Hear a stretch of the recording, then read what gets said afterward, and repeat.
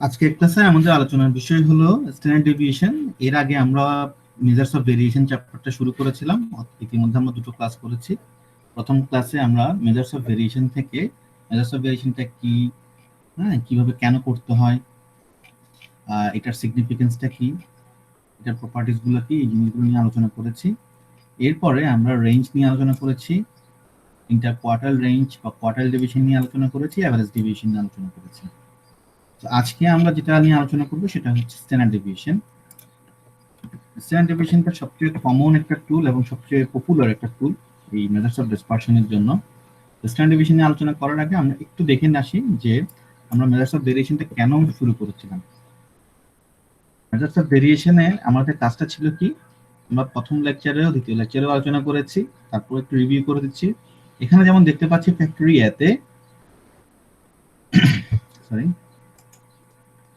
এতে দেখতে পাচ্ছি 5 জন ওয়ার্কার স্যালারি বা ওয়েজের রেঞ্জ এভারেজ আসছে 2300। একইভাবে ফ্যাক্টরি বিতে 5 জন ওয়ার্কারের রেঞ্জ আসছে বা এভারেজ স্যালারি আসছে, আপনার যদি আমি গাণিতিক গড় বা অ্যারিথমেটিক মিন দেখি 2300, এখানেও আসছে 2300। কিন্তু তিনটা ফ্যাক্টরিতে কি রেঞ্জটা কি সেম বা ওয়েজটা কি ডিস্ট্রিবিউশনটা কি সেম হয়েছে, ডাটা ডিস্ট্রিবিউশনটা কি সেম হচ্ছে? অবশ্যই না। আমরা একটু লক্ষ্য করলে দেখতে পাই, এখানে যেটা দেখতে পাচ্ছি আমরা, আমার একটু কনফার্ম করুন, আপনারা কি সবাই আমাকে শুনতে পাচ্ছেন? জি স্যার। আচ্ছা, ঠিক আছে। দেখেন এখানে যে আমরা অ্যারিথমেটিক মিনটা দেখতে পাচ্ছি 2300, এই ফ্যাক্টরিয়ার প্রত্যেকটা 5 জন যে এমপ্লয়ি আছে বা 5 জন যে ওয়ার্কার আছে প্রত্যেককে কিন্তু কি করছে, রিপ্রেজেন্ট করছে। অন্যদিকে এই 2300 ঠিক আছে এভারেজ, কিন্তু এখানে দেখতে পাচ্ছি 10 প্লাস, এবার এখানে 4 প্লাস, এখানে 6 প্লাস, এখানে আবার 20 মাইনাস আছে, কম আছে। অর্থাৎ এখানে গড়টা কি থাকলেও একটা ভেরিয়েশন আছে, একটা ভেরিয়েশন আছে। দেখেন আমি যদি এটাকে যদি একটা ডেটা সেট হিসেবে নিই, তাহলে ধরলাম এখানটাই মিন আছে, মিন কত 2300, কিন্তু প্রথম মানটা 10, তারপর একটা মান কোথায় চলে যাচ্ছে, ধরুন এক ঘর পরে যাচ্ছে, 304, 4 হলে এখানটাই আছে ধরলাম, 6 হলেও এখানের ভিতরেই আছে, 10-এর ভিতরেই আছে, আর 80 হলে হয়তো 2 ঘর বামে আসলো। অর্থাৎ আমরা ভেরিয়েন্সটা কোথায় দেখতে পাচ্ছি, এই মিনটা এখানে হলে এই ভেরিয়েন্সটা এখানেই শেষ।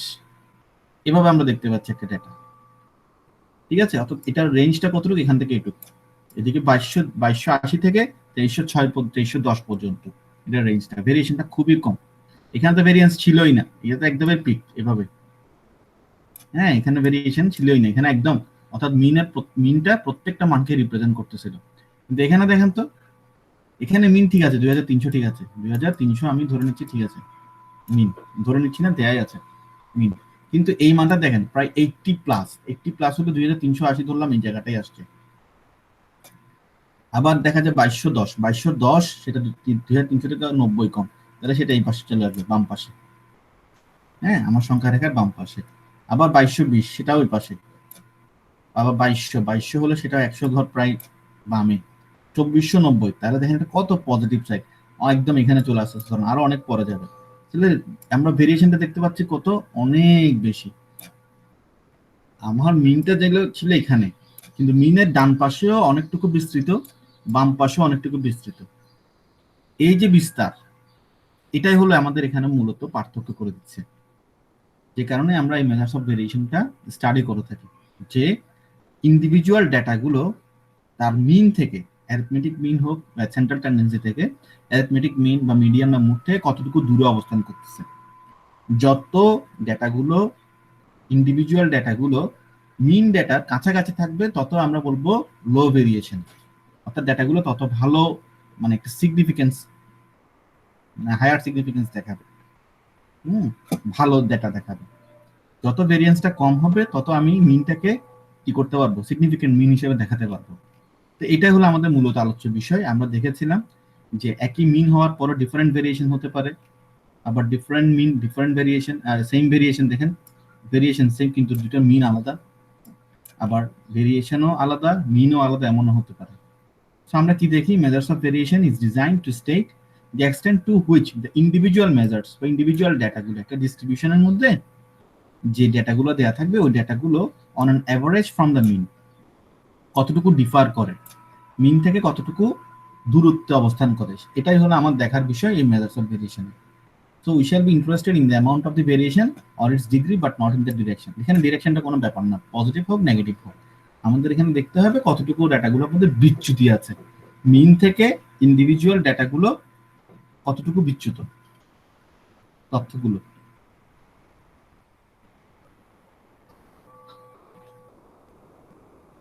আচ্ছা, এখন আমরা চলে যাই সরাসরি আমাদের স্ট্যান্ডার্ড ডেভিয়েশনে, আমরা যে চ্যাপ্টারটা আজকে আলোচনা করব স্ট্যান্ডার্ড ডেভিয়েশন স্যার কনসেপ্ট। জি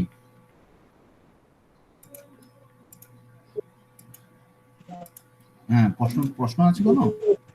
স্যার ম্যাথ গুলো করার সময় কি আমাদেরকে চিত্রগুলো দিতে হবে, গ্রাফগুলো? জি জি অবশ্যই। যেখানে স্যার যেখানে বললাম ওই ম্যাথ গুলো যখন করব তখন কি আমরা চিত্রগুলো দিতে হবে আমাদেরকে?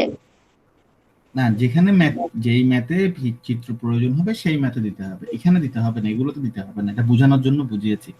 আমাদের যদি গ্রাফিক্যাল যেমন লরেঞ্জ কার্ভের ম্যাথস আছে, লরেঞ্জ কার্ভের ম্যাথ যদি করতে হয় তখন আমরা গ্রাফ করতে হবে। Otherwise range, quartile division, average division এবং স্ট্যান্ডার্ড ডিভিশনে কোনো চিত্র প্রয়োজন হবে না। ঠিক আছে, এখানে আমরা ফর্মুলা দিয়ে ইউজ করব। তো আসেন আমরা স্ট্যান্ডার্ড ডিভিশনটা দেখি। স্ট্যান্ডার্ড ডিভিশন কনসেপ্ট ওয়ার্ক আমি আপনাদের বইটাই ফলো করছি, যাতে করে আমাদের সবার একটা কমন থেকে আমরা এসপিএমপি গুপ্তার যে বইটা আছে ওই বইটাই ফলো করছি। আমরা আছি page number 134।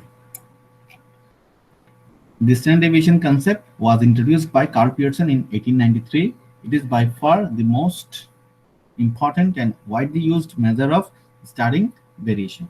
Its significance lies in the fact that it is free from those defects from which the earlier methods suffer and satisfies most of the properties of good measures of variation. আমরা দেখেছি রেঞ্জের মধ্যে কি করেছিলাম, শুধু highest value এবং lowest value নিয়ে কাজ করেছিলাম। আবার যখন কোয়ার্টাইল ডেভিয়েশন কাজ করেছি তখন ফার্স্ট কোয়ার্টাইল এবং লাস্ট কোয়ার্টাইলটা বাদ দিয়েছিলাম। থার্ড কোয়ার্টাইল মানে ফার্স্ট কোয়ার্টাইল মানে 25% বাদ দিয়েছিলাম, লাস্ট 25% বাদ দিয়ে মাঝামাঝি 50% নিয়ে কাজ করেছিলাম। তো এই যে কিছু লিমিটেশন ছিল ওখানে থেকে আমরা মুক্তি পাই যখন আমরা এই মেজার্স অফ ভেরিয়েশনের স্ট্যান্ডার্ড ডেভিয়েশনটা স্টাডি করি। So it is a measure of how much spread, এই যে একটু আগে বললাম how much spread or variability is present in the sample if all the numbers in the sample are very close to each other। অর্থাৎ individual যে ডেটাগুলো, যে আমরা যে ডিস্ট্রিবিউশনের মধ্যে যে ডেটাগুলো পাবো, হ্যাঁ, যে ফ্রিকোয়েন্সি বা যে মানগুলো দেয়া থাকবে ওই মানগুলো আমাদের অ্যারিথমেটিক মিন বা গাণিতিক গড় মান যেটা, সেটাতে যত কাছাকাছি থাকবে the standard deviation is close to 0, অর্থাৎ স্ট্যান্ডার্ড ডেভিয়েশন দেখাবে সে ততই শূন্যের কাছাকাছি আছে। If the numbers are well dispersed, the standard deviation will tend to be large. যদি নাম্বারগুলো অনেক বেশি বিস্তৃত হয়, বিচ্যুত থাকে, তাহলে স্ট্যান্ডার্ড ডেভিয়েশনটা কি হবে, will tend to be large, standard ডেভিয়েশনটা বড় হয়ে যাবে। আমাদের ইন্ডিভিজুয়ালি আমরা যখন রিসার্চের কাজে যাব দেখবেন, তখন দেখবেন স্ট্যান্ডার্ড ডেভিয়েশন যত ছোট হবে ততই আমরা রিসার্চটাকে অনেক বেশি সিগনিফিকেন্ট মনে করব, ডেটাগুলোকে অনেক বেশি সিগনিফিকেন্ট ডেটা মনে করব। So standard deviation is also known as root mean square deviation for the reason that it is the square root of the means of square deviations from the arithmetic mean. খুব সহজ একটি কথা, it is the square root of the means of square deviations from the arithmetic mean। এটাকে আমরা সহজ করে বোঝার জন্য আমরা এটাকে ভ্যারিয়েন্স দিয়ে বোঝার চেষ্টা করব। ভ্যারিয়েন্স দিয়ে হলে এই রুটটা থাকবে না। সহজ কথা আমি দেখি, এই যে x বার দেখতে পাচ্ছেন এটা কি, আমার যে ডেটাগুলো দেয়া থাকবে তার গড়, এটা মিড পয়েন্ট হতে পারে। যদি আমার ইন্ডিভিজুয়াল ডেটাগুলো দেয়া থাকে ওই ডেটাগুলোর অ্যারিথমেটিক মিন হলো এটা। তো প্রত্যেকটা ডেটা থেকে গাণিতিক গড়ের দূরত্ব থেকে কি করব, বা বিচ্যুতিকে আমরা কি করব, স্কয়ার করব। স্কয়ার করে মোট ঘটন সংখ্যা দিয়ে ভাগ করব, নাম্বার অফ অবজারভেশন বা টোটাল নাম্বার অফ অবজারভেশন দিয়ে ডিভাইড করব। এটা কিচ্ছু না, সহজ, খুব সহজ একটা জিনিস। আমার যে ডেটাগুলো দেয়া থাকবে প্রত্যেকটা ডেটা থেকে গাণিতিক গড় বা অ্যারিথমেটিক মিন যেটা পাবো তার যে বিয়োগফলটা ওটাকে সামেশন করব, বিয়োগফলের স্কয়ারকে সামেশন করব, তাকে এবার সামেশন করার পর যে রেজাল্টটা পাবো তাকে নাম্বার অফ টোটাল অবজারভেশন দিয়ে ডিভাইড করলে আমরা পেয়ে যাব ভেরিয়েন্স। এবার ভেরিয়েন্সকে আমরা যখন স্কয়ার রুট করব তখন আমরা পেয়ে যাব স্ট্যান্ডার্ড ডেভিয়েশন। এখানে আমরা দুটো জিনিস পাবো, এটাকে আমরা সিগমা দিয়ে প্রকাশ করি। সিগমা স্কয়ার মানে হলো ভেরিয়েন্স আর সিগমা মানে হলো স্ট্যান্ডার্ড ডেভিয়েশন। ভেরিয়েন্সকে রুট করলে, ভেরিয়েন্সকে আমরা যখন রুট করব, এই ভেরিয়েন্সকে যখন আমরা রুট করব তখন আমরা পাবো সিগমা, কিংবা এটাকে বলতে পারেন স্ট্যান্ডার্ড ডেভিয়েশন। এই সিগমা স্কয়ারটা হলো অ্যাকচুয়ালি ভেরিয়েন্স, ভেরিয়েন্সকে রুট করলে স্ট্যান্ডার্ড ডেভিয়েশন পাওয়া যায়, আবার স্ট্যান্ডার্ড ডেভিয়েশনকে স্কোয়ার করলে ভেরিয়েন্স পাওয়া যায়। তা আমরা আমাদের ম্যাথস করার সময় সময় এই যে ফর্মুলাটা, এটা হলো মূল ফর্মুলা, এটাই হলো আমাদের স্ট্যান্ডার্ড ডেভিয়েশনের মূল সূত্র হলো এটা। তবে আমরা যখন ম্যাথস করব তখন এই মূল সূত্রটা ব্যবহার করব না, আমরা কিছু সংক্ষিপ্ত সূত্র আছে ওগুলো ব্যবহার করব। এর কারণ আছে, আমি বুঝাবো। আপাতত এটুকু বলে রাখি, মূল সূত্রটা দিয়ে করতে গেলে আমাদেরকে প্রতিবারই কিন্তু এখানে কি করতে হবে, গাণিতিক গড় অ্যারিথমেটিক মিন বের করতে হবে, যেটা আমাদের জন্য কিছুটা শ্রম সাপেক্ষ। আবার আমি যদি সরাসরি স্ট্যান্ডার্ড ডেভিয়েশনের ফর্মুলা ইউজ করি, তাহলে কি করতে হবে, আমার ম্যাথটা যদি 5 লাইন 7 লাইন 10 লাইন যাই হোক না কেন, দেখা যাবে প্রত্যেক লাইনে আমাকে এই রুট স্কোয়ারটা করতে হবে, রুটটা দিতে হবে। ঠিক আছে, এই যে রুট স্কোয়ার দেখতে পাচ্ছেন, রুটটা, এই রুটটা প্রত্যেক লাইনে করতে হবে। আমাদের জন্য কোনটা সহজ, প্রত্যেক লাইনে রুট করে করে যাওয়া, নাকি পুরো ম্যাথটা করার পরে লাস্টের লাইনে গিয়ে রুটটাকে তুলে নেওয়া বা স্কোয়ার রুট করে দেওয়া, কোনটা সহজ? কেউ একজন রেসপন্ড করেন। আমার একটা ম্যাথসে 10 লাইন অঙ্ক করতে হবে, ওই 10 লাইনের প্রত্যেকটা লাইনে আমি রুটটাকে দিয়ে দিয়ে যাওয়া, প্রত্যেক লাইনে এভাবে রুট দিয়ে যাওয়া, এটা সহজ হবে, নাকি পুরো ম্যাথটা করার পরে লাস্টে দিয়ে এটা স্কোয়ার ধরে এখানে রুটটা বাদ দিয়ে করব, লাস্টে গিয়ে যে অ্যানসারটা আসবে সেটাকে আমরা রুট স্কোয়ার করে দেব, রুট করে নিব? হ্যাঁ, লাস্টে গিয়ে আমরা রুট করে নিলে সেটা আমাদের জন্য সিম্পল হবে। তাহলে এখানে দুটো জিনিস মনে রাখি, একটা হলো আমরা মূল নিয়মটা শিখে রাখবো, এটাই হলো মূল নিয়ম। মূল নিয়মটা আবার বলছি আমি, it is the square root of the means of square deviations from the arithmetic mean. Arithmetic mean থেকে প্রত্যেকটা ইন্ডিভিজুয়াল ডেটার যে ডেভিয়েশন, আমরা ডেভিয়েশন শিখেছিলাম মেথডস অফ সেন্ট্রাল টেন্ডেন্সিতে x মাইনাস এ, এখানে আমরা মিন থেকে x মাইনাস x বার এই দুটো যে বিয়োগফলটা আসবে সেটাকে স্কোয়ার করার পরে এরকম প্রত্যেকটাকে সবগুলোকে একসাথে করলে সামেশন পাবো। হ্যাঁ, সামেশন পাবো। তো ওইটাকে তখন নাম্বার অফ টোটাল অবজারভেশন দিয়ে ডিভাইড করবো। It is the square root of the means of square deviations, means of square deviations. ওই যে স্কোয়ার ডেভিয়েশন, এই যে স্কোয়ার ডেভিয়েশনগুলোকে স্কোয়ার করে তাকে সামেশন করব, তার এবার মিন বের করব। তার মিন মানে এখানে যতগুলি ফ্রিকোয়েন্সি ছিল সবগুলো যোগ করলে আমরা নাম্বার অফ অবজারভেশন পাবো, নাম্বার অফ অবজারভেশন দিয়ে ভাগ করে দিব, ভাগ করে এটার উপরে স্কোয়ার রুট স্কোয়ার নিব, শেষ। সহজ কথা। ভেরিয়েন্সের ফর্মুলা কি?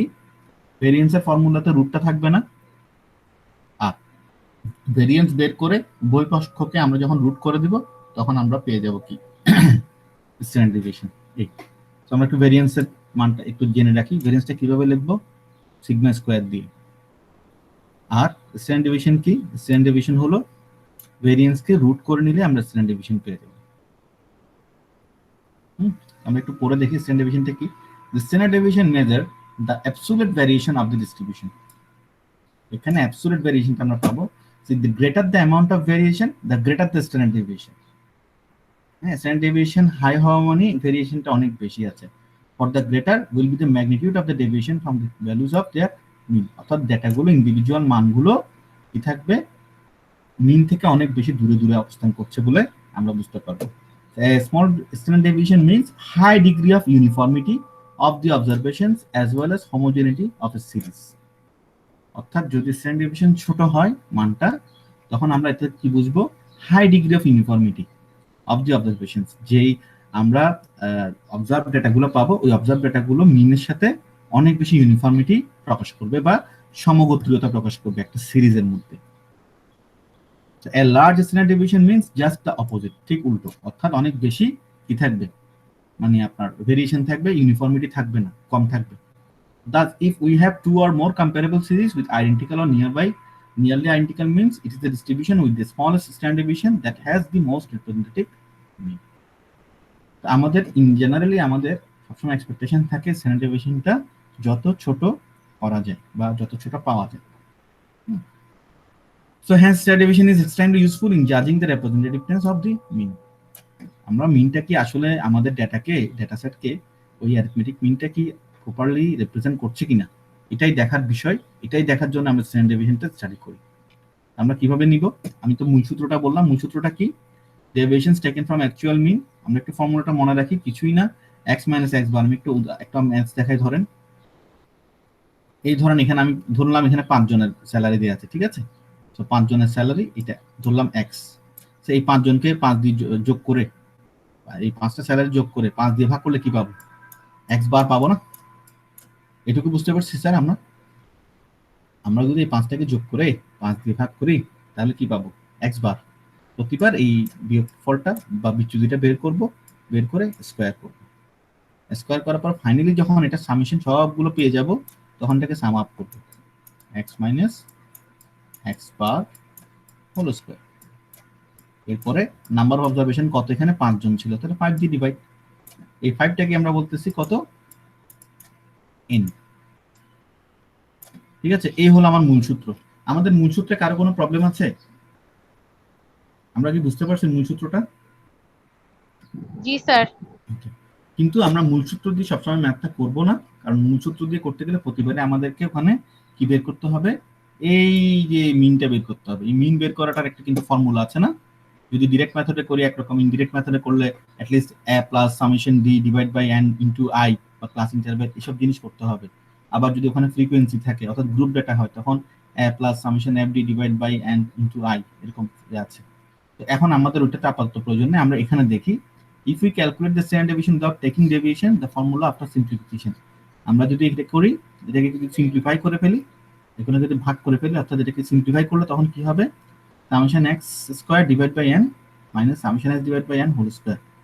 রুট দিলে স্ট্যান্ডার্ড ডেভিয়েশন, রুট ছাড়লে কি হবে? ভেরিয়েন্স। এই যদি রুট ছাড়া করি, রুটটা যদি না দেই তাহলে ভেরিয়েন্স, আর রুট দিলে standard deviation. Summation x square divide by n minus summation x divide by n whole square. যদি এটা গ্রুপ ডেটা হয়, যদি এটা গ্রুপ ডেটা হয় তখন এখানে জাস্ট কি থাকবে? একটা f যুক্ত হয়ে যাবে, এখানে একটা অতিরিক্ত f যুক্ত হয়ে যাবে। যাক, এটা এখন এই মুহূর্তে আমাদের প্রয়োজন নেই, আমরা যখন প্রয়োজন থাকবে তখন জেনে নেব। আসলে এরপরে বলছে ডেভিয়েশনস ফ্রম অ্যাজিউম মিন। এটা হলো অ্যাকচুয়াল মিন থেকে যদি নেই তখন, আর অ্যাজিউম মিন থেকে নিলে, অ্যাজিউম মিন আমরা পড়ে আসছি এর আগেও, অ্যাজিউম মিন থেকে নিলে তখন কি আসবে? তখন আমরা এই x এর পরিবর্তে d লিখব। d মানে আমরা কি শিখছিলাম? আমাদের আশা করি মনে আছে, সেন্ট্রাল টেন্ডেন্সি আমরা পড়েছিলাম। d মানে কি ছিল? x minus a। d মানে কি ছিল? x minus a। যদি ওখানে ফ্রিকোয়েন্সি বা ক্লাস ইন্টারভ্যাল থাকে অর্থাৎ গ্রুপ ডেটা হয়, সেক্ষেত্রে আমরা এটা কি করি? i দিয়ে ডিভাইড করি। আমাদের কি d এর কথা মনে আছে? স্যার আমাকে একটু কনফার্ম করেন, আপনাদের কি d এর কথা মনে আছে?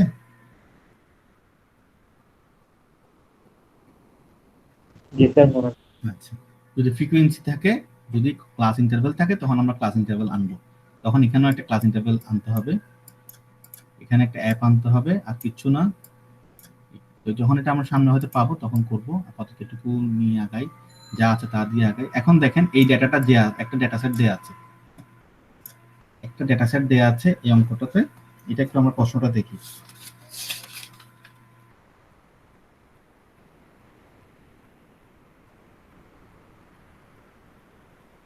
আমরা এই ম্যাথটাকে আমরা সরাসরি এই ফর্মুলাতে করব। আমরা চেষ্টা করব অ্যাজিউম মিন দিয়ে করতে। অ্যাজিউম মিন দিয়ে করাটা আমাদের জন্য তুলনামূলক সহজ। অ্যাকচুয়াল মিন দিয়ে করাচ্ছে, আমরা অ্যাজিউম মিন দিয়ে ম্যাথ করাটা আমাদের তুলনামূলকভাবে সহজ। আমরা সবসময় চেষ্টা করব অ্যাজিউম মিন দিয়ে করতে।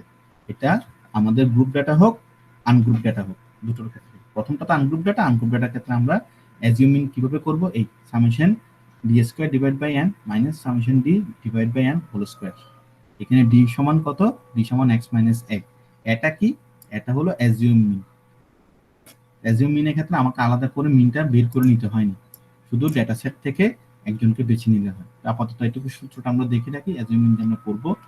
আমি ডাটাগুলোকে আগে সাজিয়ে নেই, আমরা এটাতেই চলে যাচ্ছি সরাসরি। Calculation of standard deviation assume mean method. আমরা ডিরেক্ট আমরা এই যে আমাদের যে ক্যালকুলেশন অফ স্ট্যান্ডার্ড ডেভিয়েশন, এটা আমরা অ্যাকচুয়াল মিন থেকে না দেখে সরাসরি অ্যাজিউম মিনটাই দেখে নিই। এটা আমাদের জন্য অনেক বেশি ইফেক্টিভ হবে। তো আসেন আমরা দেখি। প্রথমে আমরা ডেটাগুলো সাজিয়ে নিলাম। কি করলাম? এই যে ডেটাগুলো দেওয়া ছিল এক্স দিয়ে আমি কি করছি? ইন্ডিভিজুয়াল ডেটাগুলোকে রিপ্রেজেন্ট করছি, 1320, 1310, 1315, 1322 এভাবে করে। এরপর আমরা কি করলাম? এখান থেকে যে কোনো একটাকে আমরা অ্যাজিউম করতে পারি। এখান থেকে আমরা কি করতে পারি? যে কোনো একটাকে অ্যাজিউম করে নিতে পারি। যেহেতু এই মানটা একাধিকবার এসেছে, হয়তো এই জন্য ওরা নিচ্ছে, কোনো সমস্যা নেই। আপনি এখানে যে কাউকে নিতে পারেন, এক একটা আপনি এখান থেকে যে কোনো একজনকে নিলে কিন্তু আমাদের ম্যাথটা সঠিক হয়ে যাবে, এতে কোনো রকমের সমস্যা নেই। ধরুন আমি এটাকে ধরছি, এটাকে আমি কি ধরে নিচ্ছি, অ্যাজিউম মিন। ঠিক আছে স্যার, এটুকু আমরা বুঝতে পারছি? এখন পর্যন্ত যা বলেছি আমরা কি বুঝতে পেরেছি? আরো কোনো কোয়েশ্চেন আছে কিনা?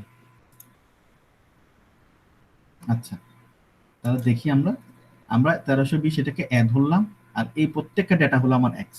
তাহলে এক্স মাইনাস এটা কি, এক্স মাইনাস এটাই হলো আমার ডি, এক্স মাইনাস এটাই কি আমার, এটাই হলো আমার ডি। সো ডি সমান এক্স মাইনাস তাহলে এক্স এর মান কত, 1320, 1320 বিয়োগ 1320 কত হলো, 0। 1310 বিয়োগ 1320 কত হলো, -10। 1315 বিয়োগ 1320 -5। 1322 বিয়োগ 1320 +2। 1326 বিয়োগ 20 6। 40 বিয়োগ 20 20 প্লাস 25 বিয়োগ 20 5। এইভাবে 21 বিয়োগ 20 1, 20 বিয়োগ 20 0, 31 বিয়োগ 20 11। এই ডেটাগুলো কি আমাকে একটু বলেন তো, এই ডেটাগুলো কি গ্রুপ ডেটা নাকি আনগ্রুপ ডেটা? এখানে কি কোনো ক্লাস করা আছে? কোনো ক্লাস ইন্টারভেল, কোনো ক্লাস কি আছে? নেই। এগুলো সবগুলো হলো আনগ্রুপ ডেটা, এগুলো হলো আনগ্রুপ ডেটা, এখানে কোনো ফ্রিকোয়েন্সি নেই।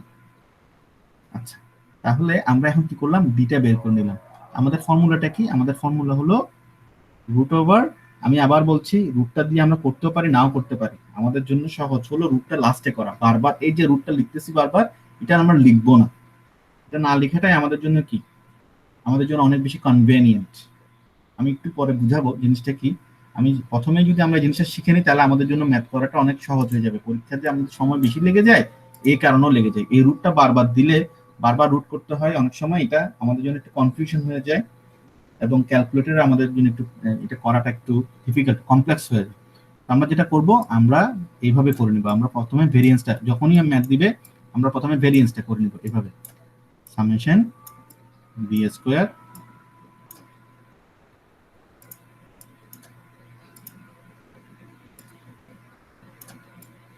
b square divided by n minus summation d divided by n whole square. এটা যখন করা হয়ে যাবে, এটা বের করে ফেলবো, বের করে আমরা তারপরে একবারে রুট করে নিব। পুরো মানটা যখন বের হয়ে যাবে, ফাইনাল মান যখন চলে আসবে আমার আনসার, সেটাকে আমরা রুট করে নিব। ফাইনাল মান যেটা আসবে সেটাকে আমরা রুট করে নিলে হয়ে যাবে। আচ্ছা আসেন তাহলে আমরা দেখি, আমরা ডি গুলোকে এবার স্কয়ার করব। 0 square 0, 10 square 100, 5 square 25, 2 square 4, 6 square 36, হ্যাঁ 20 স্কয়ার 400, 5 স্কয়ার 25, 1 স্কয়ার 1, 11 স্কয়ার 121। এখন আমি যদি এটাকে সামেশন করে কি পাচ্ছি, summation d square equals to 712। তাহলে আমি এখন সামেশন ডিও পেয়ে গেলাম, সামেশন ডি স্কয়ার পেয়ে গেলাম। এখন প্রশ্ন হলো আমি কেন অ্যারিথমেটিক মিন অ্যাকচুয়াল মিনটাই করতেছি না? অ্যাকচুয়াল মিন করতে হলে আমাদের কি করতে হতো, ওই সবগুলো মান যোগ করে বের করতে হতো, বা এই ঝামেলাটা যেতে হতো, দরকার হয়নি। এখন আমরা ইজিলি বের করে ফেলতে পারছি, যেহেতু এখানে ডেটাটাও কম আছে, কিন্তু বেশি থাকলে তখন এটা আমাদের জন্য আরো বেশি ইফেক্টিভ। আসেন আমরা এখন সরাসরি কি করবো, summation d square divide by n. তো সামেশন ডি স্কয়ার আমরা এখানে মুখোমুখি করে ফেলতে পারবো। দেখেন সামেশন ডি স্কয়ার কত আসছে, 712। 712 দিয়ে এন দিয়ে ডিভাইড করেন, এন কত, এন এর মান হলো 10। কয়টা অবজারভেশন আছে, 10টা অবজারভেশন আছে। 10টা অবজারভেশন থাকা মানে এন এর মান, নাম্বার অফ অবজারভেশন হলো 10। তো 10 দিয়ে ডিভাইড, 712 ডিভাইড বাই 10। এরপর summation d divide by n. তো সামেশন ডি কত, 30। তো 30 ডিভাইড বাই 10, 30 ডিভাইড বাই 10 মানে কত, 3, 3 স্কয়ার মানে 9। তাহলে 712 ডিভাইড বাই 10, 71.2। 71.2 থেকে 9 বিয়োগ করলে আমাদের থাকে 62.2। লাস্টে গিয়ে আমরা রুটটা করে দিলে 7.89। 7.89টা কি আসছে আমার, standard deviation. Thus, the answer remains the same by both the methods. It should be noted that when actual mean is not a whole number, assume mean method should be preferred because it simplifies calculation. সমস্যা নেই, আমরা assume mean দিয়ে আমরা সবগুলো maths করতে পারবো। আচ্ছা, শেখানোর জন্য হয়তো অ্যাকচুয়াল মিন এবং ইয়ার দুটোই করেছে, দেখেন উত্তর একই আসছে। অ্যাকচুয়াল মিন দিয়ে করলে যেটা আসবে, অ্যাজিউম মিন দিয়ে করলে সেটা আসবে। আমার উত্তরটা কত আসছে, 7.89। এই 7.89টা দিয়ে আমরা কি বুঝতেছি, আমাদের যে মিন মান, আমাদের যদি 1323 টাকা মিন আসছিল, যদি করি সবগুলো 10 জনকেই যোগ করে, 10টা মান যোগ করে 10 দিয়ে ভাগ করি, 1323। 1323 থেকে 7 টাকা 8 পয়সা প্লাস অথবা মাইনাস হতে পারে, ভেরিয়েশনটা। আমাদের সেম ডেভিয়েশনটা আমরা দেখতে পাচ্ছি 7.89 আসছে আমাদের স্ট্যান্ডার্ড ডেভিয়েশন। ঠিক আছে, তো এইখানে এই মেথডে কারো কোনো প্রবলেম আছে এই ফর্মুলাতে এবং মান বসানোতে এবং ক্যালকুলেশন করাতে? কারো কোনো কোশ্চেন আছে কিনা? স্যার এর মান কি যে কোনো একটা নিলে হবে? জি, এখানে অ্যাজিউম মিন মানে কি? অ্যাজিউম মিন মানে এই মানগুলোর মধ্যে থেকে যে কোনো একটাকে আমরা অ্যাজিউম করে নিতে পারবো, কোনো সমস্যা হবে না। আচ্ছা ঠিক আছে স্যার, বুঝছি স্যার। এরপর আসেন আমরা calculation of standard deviation group data. Group data, হ্যাঁ, তো গ্রুপ ডেটাটা কি? গ্রুপ ডেটা হলো ওই যে ক্লাস ইন্টারভ্যাল দেয়া থাকবে, আমাদের ক্লাস ইন্টারভ্যাল থাকবে, ক্লাস থাকবে। তো গ্রুপ ডেটার ক্ষেত্রে আমরা অ্যাকচুয়াল মিন থেকে করতে পারি, অ্যাজিউম মিন থেকে করতে পারি। অ্যাকচুয়াল মিন থেকে করলে কি হবে, ওই জাস্ট একটা এফ যুক্ত হয়ে যাবে, আর কিছুই না। Formula same, x - x bar whole square divide by n, summation of x - x bar whole square divide by n। শুধু সামেশনের পর অতিরিক্ত কি যোগ করছি, একটা f। এখানেও দেখেন summation x square divide by n ছিল, f যোগ করছি, x ডিভাইড বাই n ছিল, x এর আগে একটা f যোগ করছি। একটু আগে যেটা আমি বলছিলাম, একটু আগে আমরা যে ম্যাথটা করলাম এটা কিন্তু এই ফর্মুলাটা দিয়ে করছি। শুধু কি ছিল, summation f d square divide by n, ওখানের মধ্যে f যোগ হচ্ছে, এখানে একটা i আসছে। এটা খুবই সহজ, এই ফর্মুলাটাই আমাদের জন্য মনে রাখাটা সহজ। আমরা ম্যাক্সিমাম সময়ে আমাদের যে ম্যাথগুলো করব, ম্যাক্সিমাম ম্যাথগুলো আমরা পাবো গ্রুপ ডেটাতে এবং ক্লাস ইন্টারভ্যাল দেওয়া থাকবে। সো আমরা এইটাই ফর্মুলাটা ইউজ করব, summation f d square divide by n minus summation f d divide by n whole square square root into i। এটার উপর অ্যাকচুয়ালি স্কয়ার ছিল, তো এটা রুটের কারণে চলে গেছে। এখন এখানে আমরা এই জিনিসটাকে আমরা বুঝতে পারছি কিনা, এই যে x - x বার আছে না, এখানে কিন্তু ডেভিয়েশনটা বসাই, d এর মান যে x - a divide by i হয়, ওইটা আপনি বসান, দেখবেন এই সেমটাই চলে আসবে। এটা আপাতত আমাদের প্রয়োজন নেই, আমরা আপাতত এই ফর্মুলাটা দেখি। Summation f d square divide by n minus summation f d divide by n whole square square root into i। এই স্কয়ার রুটের ঝামেলা আপনি চাইলে বাদ দিতে পারেন। আপনি চাইলে কি করতে পারেন, সামেশন, ওই যে আমরা সবসময় করতেছি, সামেশন f d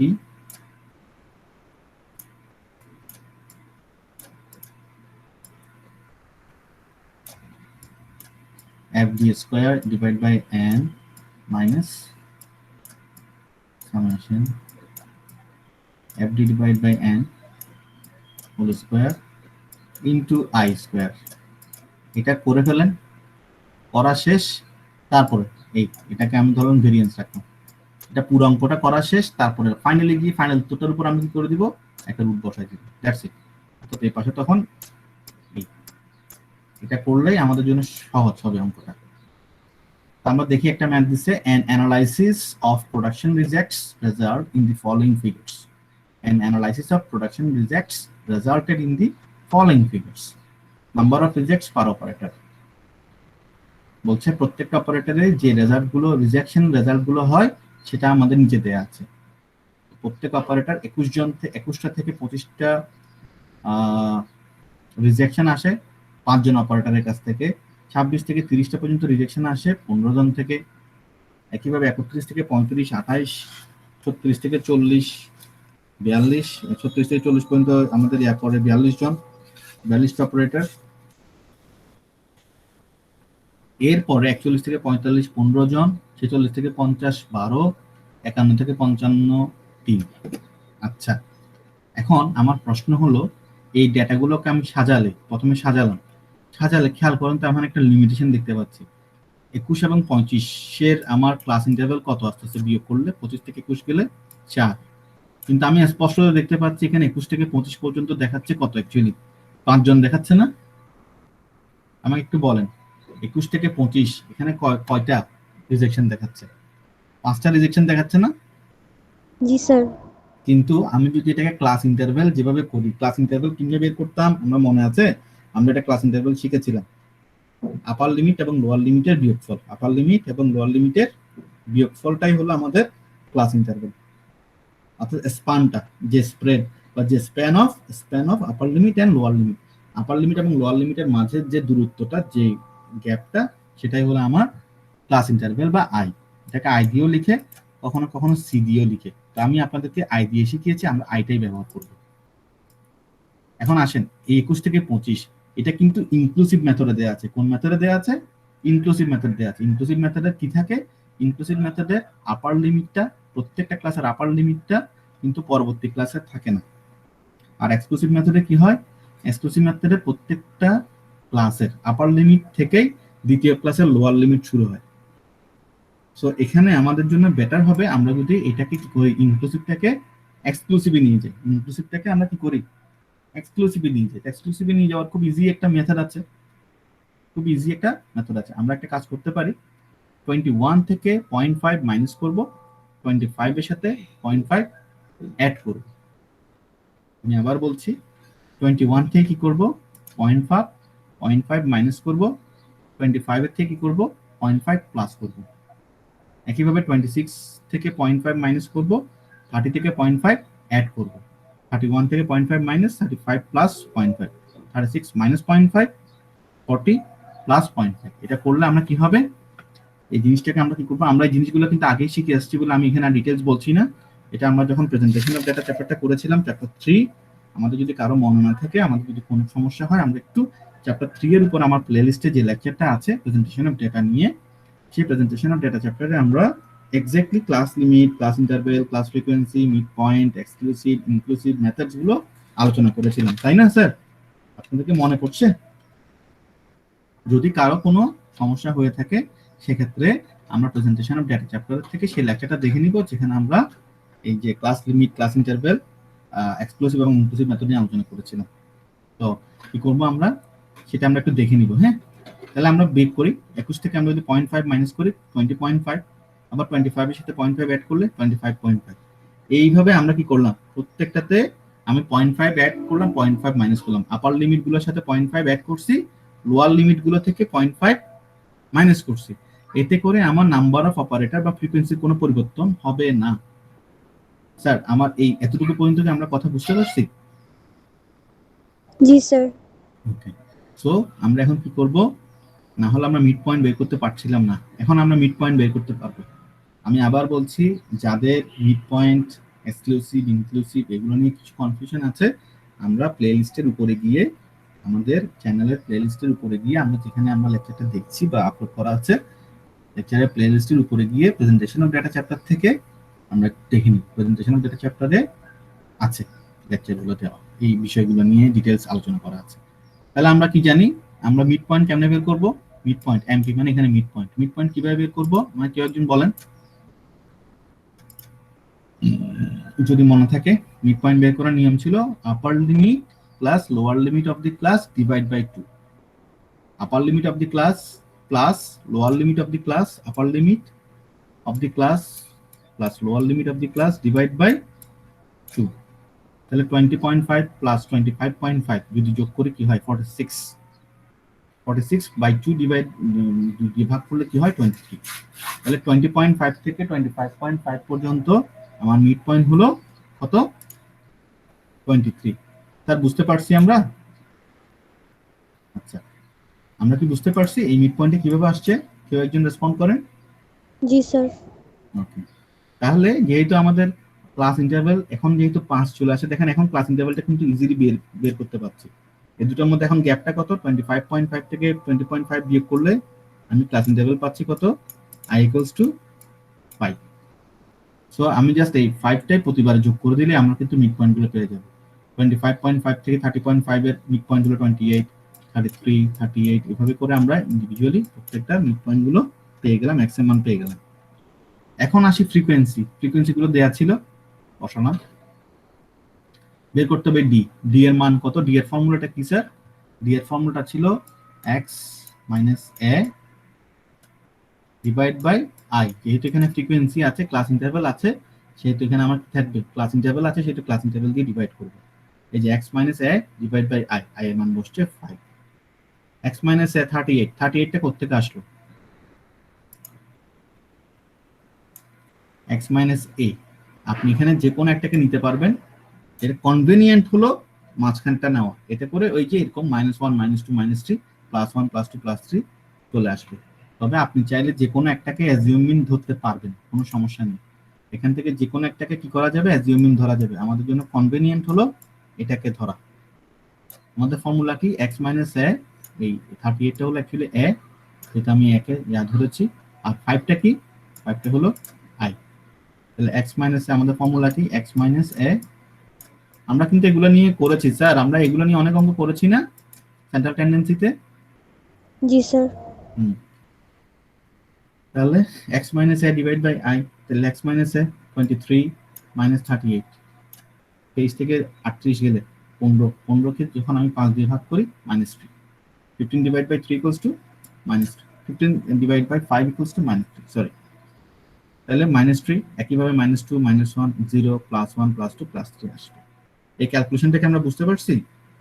যেহেতু এখানে ক্লাস ইন্টারভ্যালগুলো সমান, সেহেতু আমাদের এই জিনিসটা খুব সহজে বের করা যাবে, মাঝেরটা নেওয়াতে সুবিধা হয়েছে। আদারওয়াইজ আমরা প্রত্যেকটা ক্যালকুলেশন করতে পারি। 28 মাইনাস 38 কত হলো, মাইনাস 10, মাইনাস 10 ডিভাইড বাই 5 কত, মাইনাস 2। আবার 33 minus 38 minus 5, minus 5 divide by 5 equals to what, minus 1। একইভাবে 38 minus 38 0, 0 divide by 5 equals to 0। 43 48 53 ধরলেও একই আসবে, প্লাস 1 প্লাস 2। এখন আমায় কি বের করতে হবে, ডি বের। আমি এখন ডি বের করে নিলাম, এটা আমি এখন কি বের করলাম, আমি এখন ডি বের করলাম। এখন আমি বের করব D, F D. F D, F কোনটা, এফ হলো এটা। প্রতিবার এফ দিয়ে ডি কে মাল্টিপ্লাই করব। তাহলে 5 ইনটু মাইনাস 2, 3 5 15, 15 দুগুণ 30, 28 একে 28, 42 0 0, 15 একে 15, 12 দুগুণ 24, 3 3 9, 3 3 9। সামেশন এফ ডি কত আসলো, minus 0.25 minus 25 F d square. আমরা চাইলে একটা ডি স্কোয়ারের আলাদা কলাম করতে পারি, অথবা সরাসরি ডি স্কোয়ার করতে পারি। আমরা চাইলে প্রয়োজনে, আমাদের যদি কারো মনে হয় যে না আমার কঠিন মনে হচ্ছে, তাহলে আমরা কি করব, একটা ডি স্কোয়ার কলাম আগে করে নিব। তাহলে ডি স্কোয়ার করে নিলে কি হতো, ডি কে স্কোয়ার করলে 9 4